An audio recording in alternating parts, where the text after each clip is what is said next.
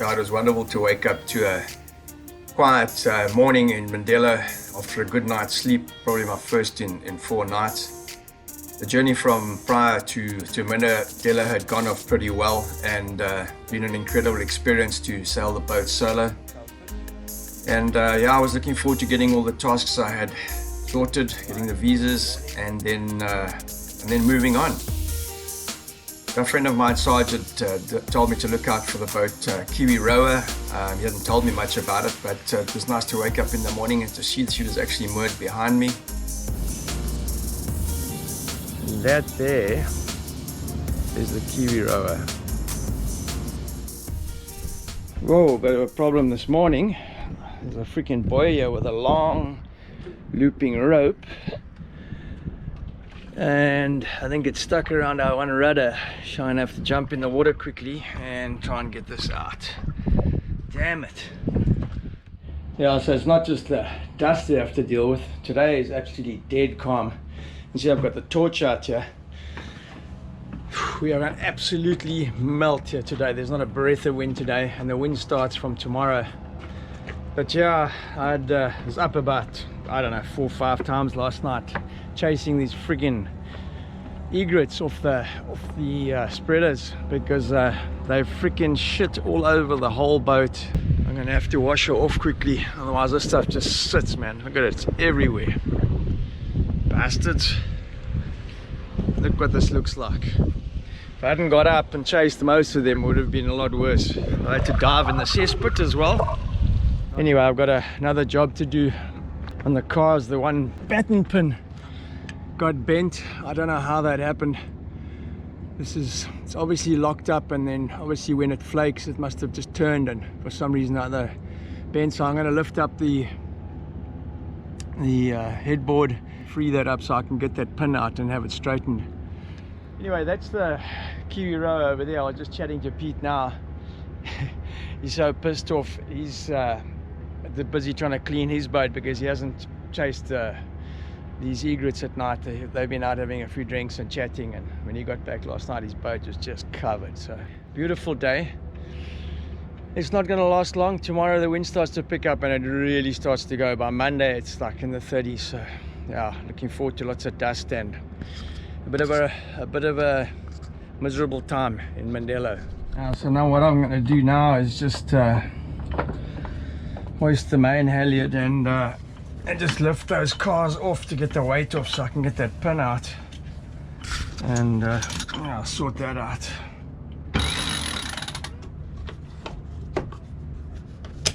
Okay.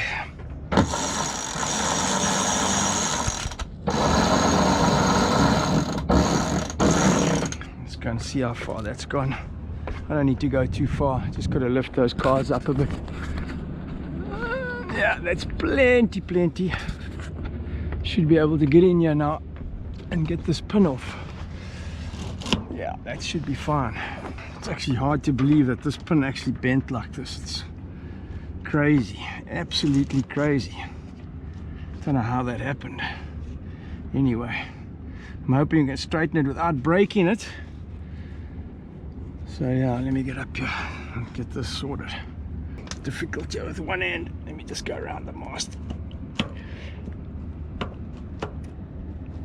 She's sitting. Oh, she has raised up a little bit. There we go. It's just sticky.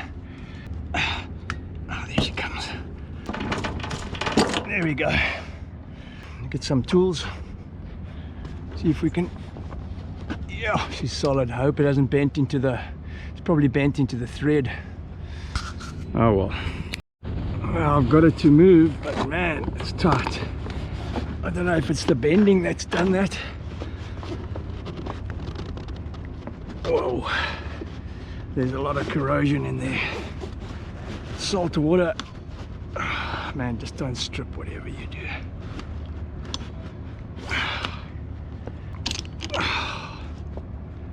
She comes. It doesn't look like the thread's bent, thank goodness. Yeah, you see, these are supposed to swivel. As the stack comes down, it allows it to twist this way or that way. And I think what happened is it locked up, and when you're dropping the stack, dropping the main into the stack quickly. I think she's jammed up, and that's what's happened. I'm just scared now that when we try to straighten this, that she breaks. That's going to be the next little... I've got a spare coming, and I probably don't need to do this now because it's been managing. But yeah, there's a bit of a different view of Mindelo from this hotel. Just had lunch with Peter to show you all the yachts. Completely different place to when we arrived here the first time. Crazy amount of people here. Yeah, and these were the boats left after the ark with 85 boats had departed for the Caribbean. You can imagine what it looked like before we got here. Shit. Must have COVID. Don't joke. So SA's got a new strain of COVID, and Europe's banning all flights from SA. I hope this is not prophetic, that I end up staying here on my own for another 3 months without Kerry being able to get back. I will spew. Yo, you got to see this marina. It's absolutely jam-packed. There are yachts amongst the fishing boats. Every single mooring just about everywhere has been taken here. Just yachts everywhere. Circus. Definitely preferred it more when we were here earlier. It's crowded now and it's crazy. Yeah, I should get some of the footage when we were first here, and a bit of the before and afters. Hey, this place is full, man. There's people freaking everywhere. Every boat, different size, make. A lot of lagoons, heap and heaps of lagoons. Look at all the people, man. This boat was at Saint Nicolas, should I say, the other day. So Leopard, a lot of South African made boats here. That Maverick over there is another one.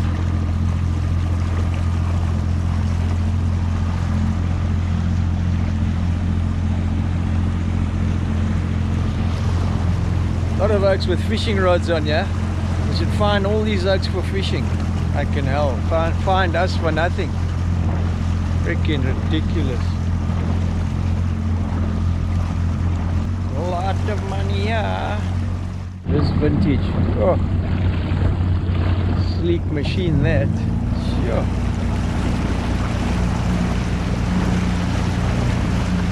Boats for Africa. So my fears for the pin proved correct, and it did snap when they tried to straighten it. Fortunately, they had a guy who could do some really good TIG welding, and they managed to do a really good job and fixed it. And this proved to be the last decent day at Mindelo as the winter moved in and the wind started to increase.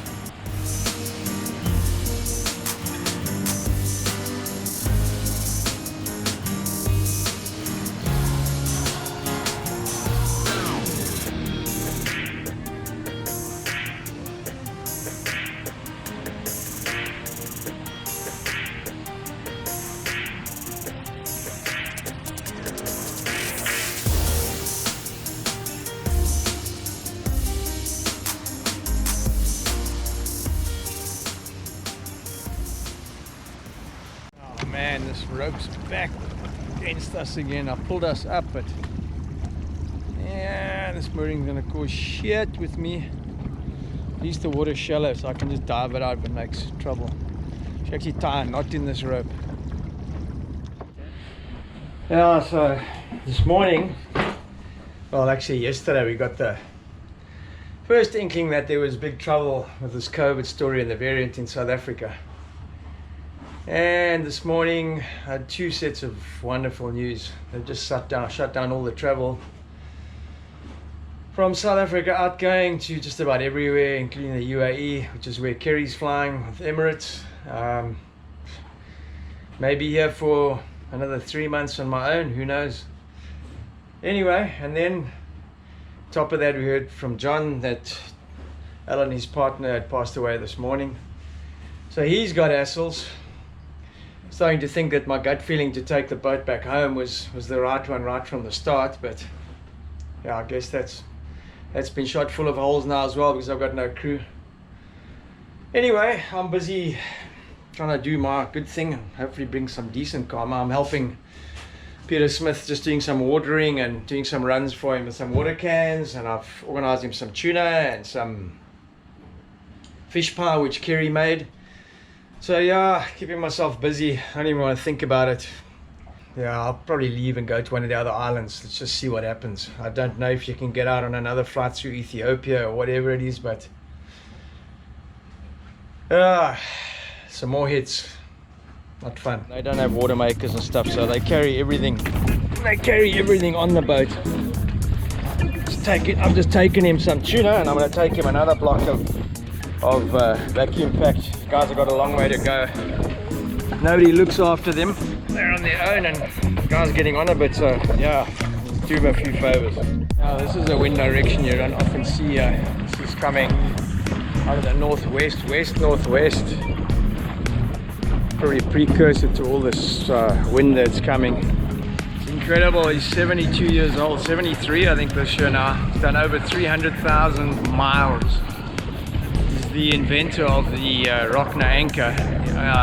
I take it he still owns the company, and he also builds boats. He's been building boats his whole life, and he built this boat himself. So yeah, incredible stories behind this man. I didn't know who he was. Read up a bit about him last night after Sarge told me. This boat has been to some latitudes where you could only imagine. Built for high latitude, it's been rolled twice completely, and he survived. An old tank, mate. Old generation. Yeah, but they work. Well, this boat has. That's all of it. Yeah, that's for sure. Little tinny on board. Super interesting talking to Pete.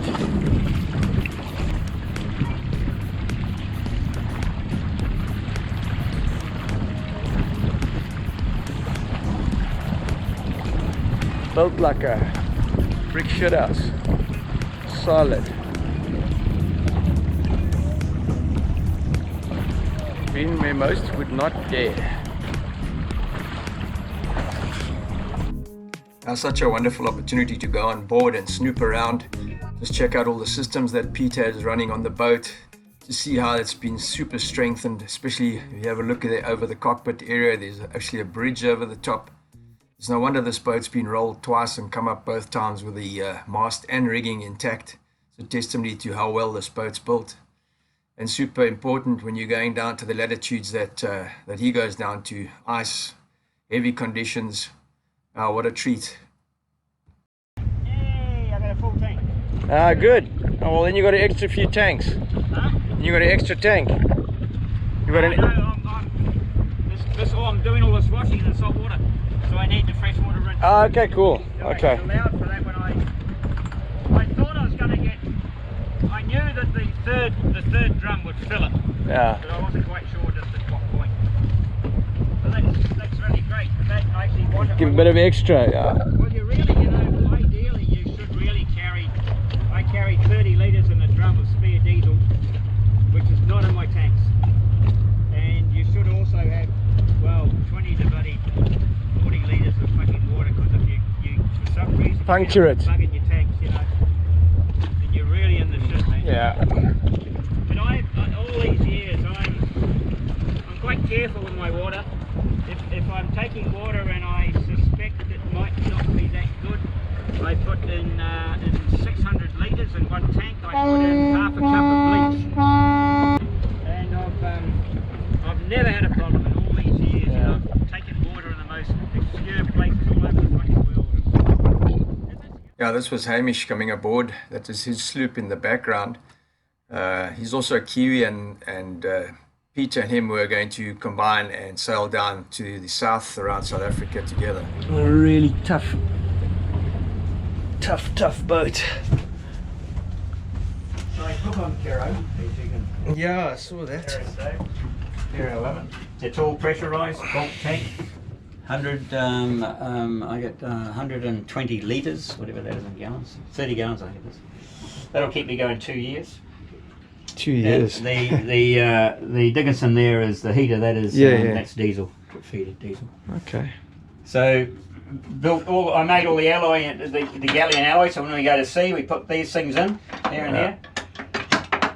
So, you know, just stop everything from moving. Yeah. Big rubbish bin there, which works really great. That's a great idea. If I built a house, I would build that. Yeah, they've got a lot of the boats, the modern boats, have got these drop-ins. Oh, yeah, it's exactly the same. But the difference with this is you've got to have the coamings, because there's always water here and the water gets in your fucking rubbish bins. Okay, yeah. So that it's those are the differences.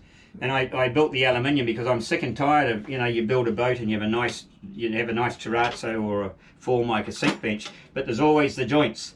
And that's where after 10 years they look a fucking mess. They always do, you know. I just get a bit of Scotch-Brite, and I Scotch-Brite all this up, clean and it it up. just comes alive fucking new, yeah. Bulletproof. The whole boat is bulletproof.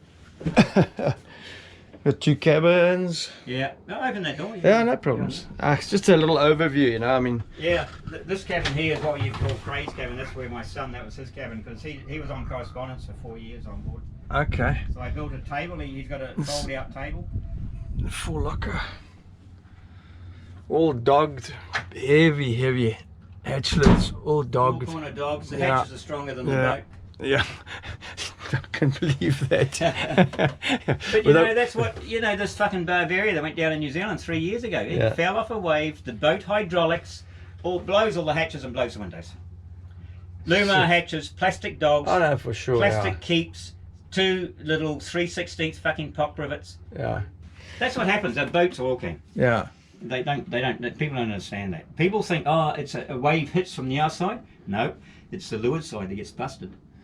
The leeward side, when you fall down a wave, it's the leeward side that takes the weight, pushes them not out, the fucking side. side. Yep. And again, they get that wrong, you know. Yeah.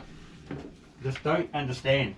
So when I'm on shore power, microwave is like living in a small flat. Microwave, electric jug, you know, blah blah. Yeah, yeah. So, yeah. Oh, she's got a long way back, my goodness, a lot of space. So this here I just use as a workshop now. Okay. When I built the boat, Trevor, I actually built it with the idea of chartering. Yeah. And thank God I never ever did charter. I mean, I'm not a charter captain. Can you imagine me? No. Fucking guess from the last 5 minutes.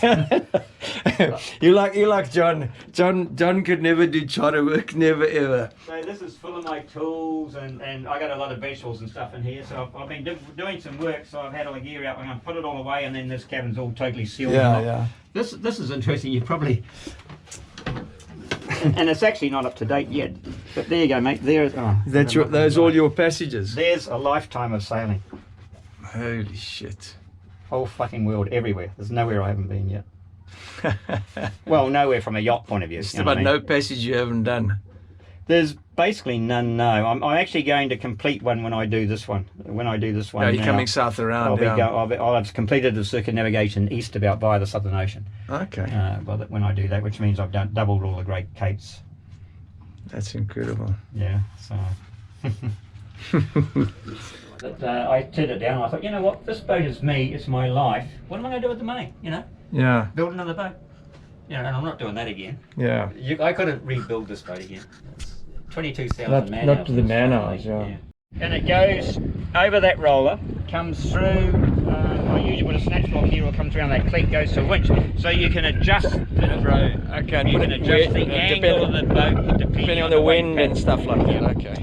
Jeez, man. So it's all built in, super interesting setup. So also, not only is the drogue there, this here is a spurling pipe. Okay. And underneath that is another 30 metres of chain, and you've got the stern windlass, so I can do stern anchoring. You can do anything. Yeah. Okay, sure. Now you've thought of all the necessary things. Love your cleaning table on the outside, yeah? Yeah, the bait platform. That's freaking that works. That really well. works. And it comes off very easy. I just 2 wing nuts underneath, and I put it down below. Yeah. Yeah. We've got one, but it never comes out. It's too much trouble. I just do it on top of a white bin. Yeah. We've actually got a big bait board. Yeah. No, that's fantastic. It's like a great little workshop. If I got any grinding or anything else to do, I bring it up and transfer it. Yeah, it works really well. Yeah, it was super interesting talking to Peter and having a look around the boat to see the systems they've got there and picking up on any pearls of wisdom that he may drop along the way. Special day spent with him and showed us a few things which we needed to know about our anchor gear and something which we will change in the future. And I'm on Hamish's boat. I think this is 67 foot. She's a real old style, full aluminium, absolute monster of a boat, super narrow. She'll go like the clappers. Double master. Where you see a full set of flags like this, the entire alphabet. That's not something you see every day. These older boats. This is like a pilot house at the back with the small windows. The guys are busy rigging a topping lift on the forward mast. It's got a kicker, but it removed it, and it's a lot easier to control stuff with a topping lift and stop a disaster, tearing your mainsail, etc. So Peter's helping Hamish set it up. They're putting a block up. I'll film some of it now. Being a greenhorn, I'm all ears. It's an absolute monster boat. All ears to listen and see what's going on. You know, jeez, this boat is huge.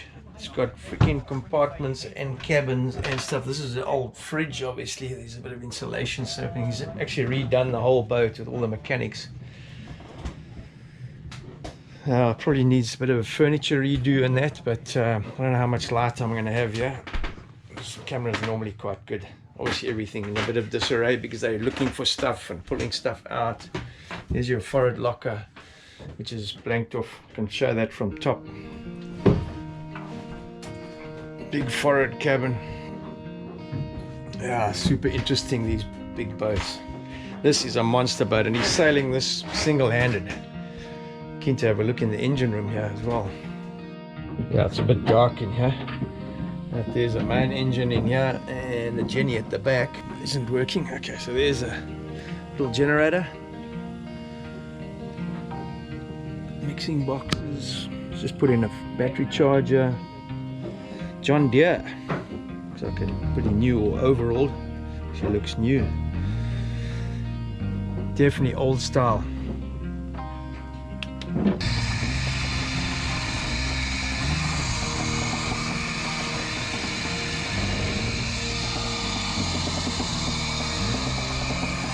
Yeah. Whoop, stop.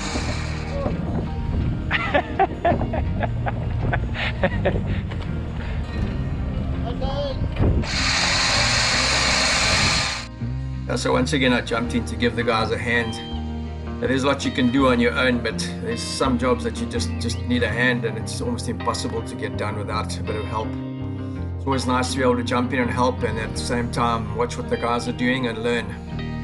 Yeah, what a special time spent with these guys, and yeah, best of luck to them as they charge down south and around South Africa. Pete's saying he's going down to the 51 degrees. That's way far south and that's into some serious weather. So yeah, on voyage to the guys. Hopefully they have a really good sail. I'll be following them on the AIS.